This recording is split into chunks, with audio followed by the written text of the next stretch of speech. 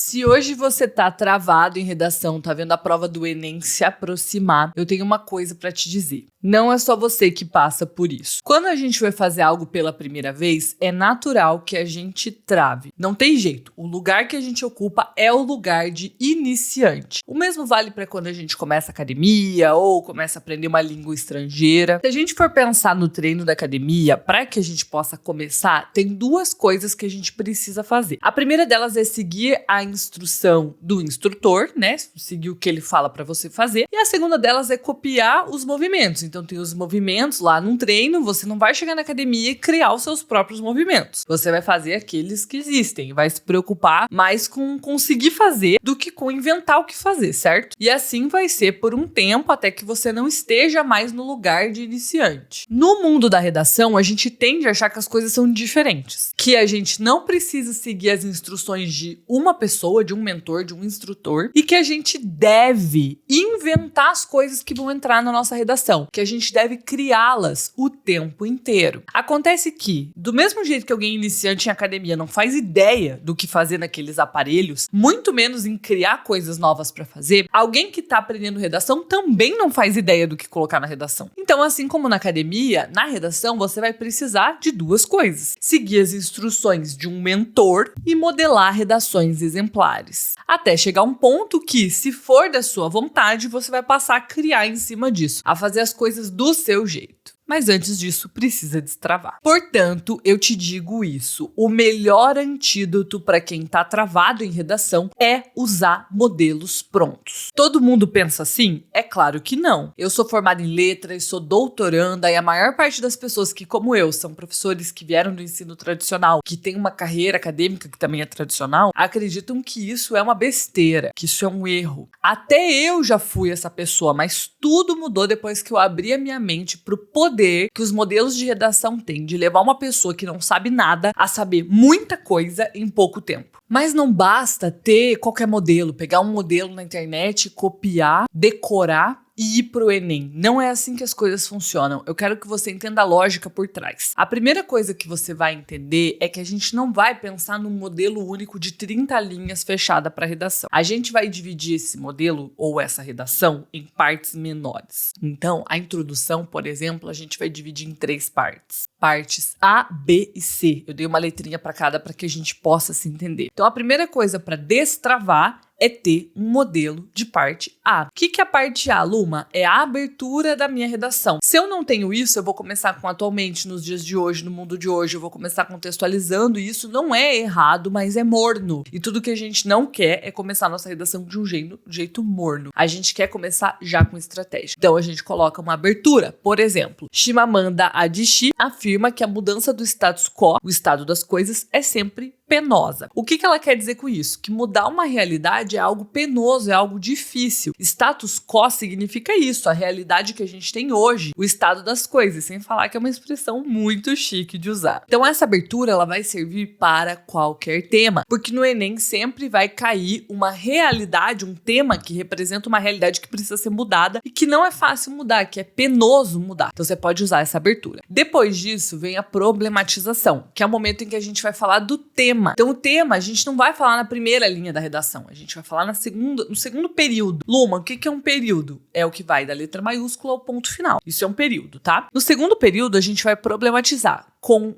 por exemplo, esse modelo. Nessa perspectiva, percebe-se tal dificuldade de mudança na ou no. E aí você vai pôr o tema, aí você vai colocar vírgula, que, e vai explicar o problema. Essa parte de explicar o problema você vai pegar o conhecimento que está lá nos textos motivadores, vai entendê-los usando a estratégia da lupa VCRC que eu já ensinei aqui, que eu ensino no meu método, vai pegar aquilo tudo e transformar numa pequena frase que explique para o leitor qual é o problema, como se o leitor não tivesse acesso aos textos motivadores. Isso é importante. É como se a nossa redação estivesse começando uma conversa do zero. E por último vem a tese, que é onde a gente vai se posicionar e anunciar para o leitor quais são os nossos 2 argumentos que a gente vai vir a desenvolver. Por exemplo, nesse contexto, percebe-se a consolidação de um grave problema, vírgula, em virtude de, e aí você vai colocar o argumento 1 e argumento 2. Então perceba que ter um modelo de introdução é ter as palavras para começar e você vai inserindo as coisas que são próprias do teu raciocínio. Então você vai colocar o tema, você vai colocar os argumentos, vai preenchendo as lacunas.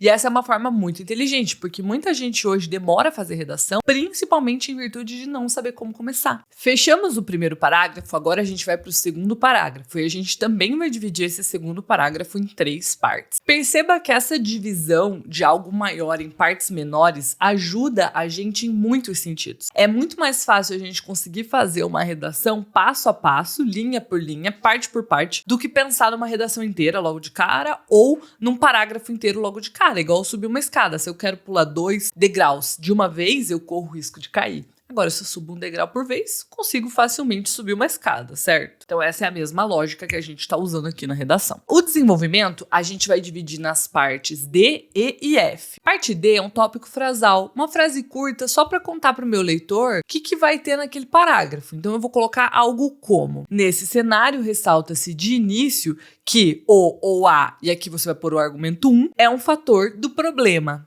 Ótimo. Simples, direto ao ponto, muito fácil e a ideia é que seja bem curto. Por quê? Porque eu vou precisar de espaço para as partes E e F. A parte E é o embasamento. Dentro do meu método, a gente coloca, depois do argumento, um repertório para embasar aquele argumento. Isso traz força argumentativa. Não sou só eu dizendo que o argumento 1 é uma causa do problema.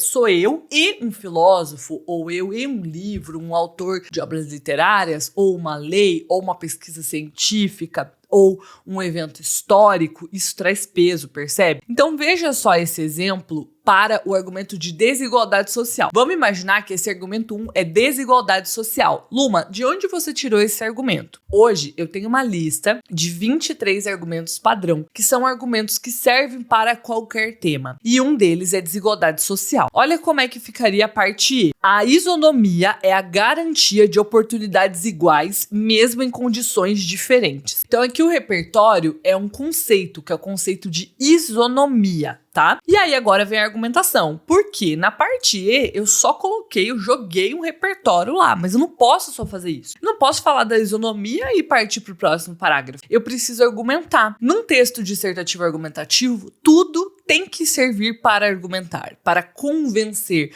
para trazer peso argumentativo para o que eu tô falando. Então tem que ser útil, não pode só estar na redação de enfeite. Portanto, depois vem a parte F, que é a seguinte: no entanto, a realidade é pouco isonômica. Por que eu uso o adjetivo isonômica? Porque eu falei de isonomia. Quando eu faço isso se chama repetição estratégica. Quando eu faço uma repetição estratégica, que não é por falta de atenção ou por não ter vocabulário, eu tô mostrando pro corretor que eu tô conectando o que eu falei lá na citação com a minha argumentação. Isso vale nota nas competências 2 e 3 ao mesmo tempo. Olha só, no ou na, e aí você vai colocar o tema. Perceba que a gente quer pôr o tema uma vez por parágrafo. Não precisa mais que isso e menos que isso não é legal. Aí você vai colocar assim, ó, vírgula, visto que, e aí você vai explicar por que a realidade é pouco isonômica nesse tema. Sei lá, vamos pegar, por exemplo, o tema do Enem 2019, a democratização do acesso ao cinema no Brasil. Se eu for usar esse argumento, que é um argumento de desigualdade social, eu vou dizer que, no entanto, a realidade é pouco isonômica no acesso ao cinema, visto que, sei lá,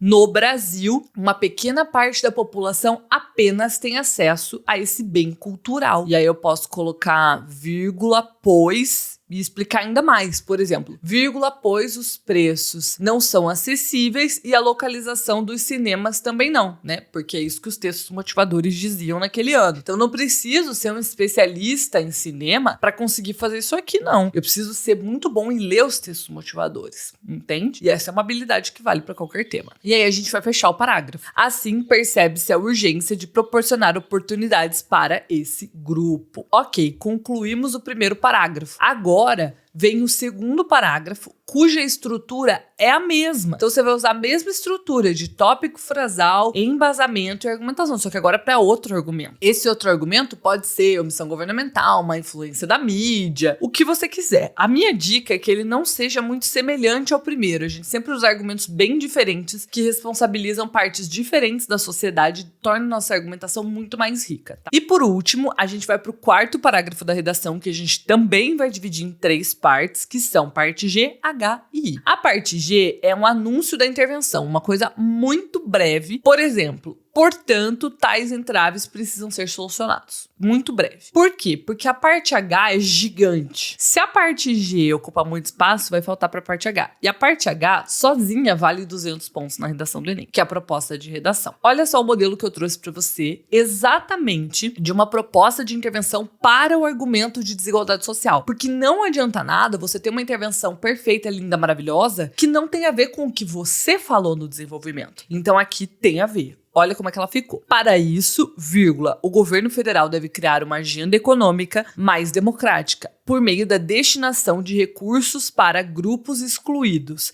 a fim de reverter a desigualdade social que se instala na ou no tema. Tal ação pode ainda conter uma divulgação na mídia para que a população tome conhecimento. Paralelamente, é preciso intervir sobre o argumento Y presente no problema. Qual é o argumento Y? É o outro argumento que sobrou. Luma, por que você não pôs argumento 2? Porque você pode inverter a ordem. Você pode fazer uma intervenção sobre o argumento 2 e não sobre o 1. Então, o Y é o argumento que sobrou. E por fim, vem a parte I. Para fechar esse parágrafo de conclusão, você vai colocar algo que retome o que você citou lá na introdução. Por exemplo, dessa forma, será possível mudar o estado das coisas, mesmo que de forma penosa, como defendeu a Dixi. Olha só, isso demonstra planejamento. Percebe como, para alguém que está travado, se essa pessoa tivesse que pensar em tudo isso individualmente, de forma teórica, tipo, eu tenho que fazer uma abertura, eu tenho que fazer uma problematização, a pessoa provavelmente não conseguiria. Provavelmente continuaria travado, porque quando a gente está travado, não adianta conceito, a gente precisa das palavras. Para alguém que está travado, faltam as palavras para dizer, e às vezes as ideias também. E nesse caso do modelo de redação, tem as duas coisas. Luma, será que funciona? Olha só, Luma, tirei 1000 na redação com seu modelo pronto. Esse tipo de mensagem eu recebo aos montes, centenas, milhares, todos os anos,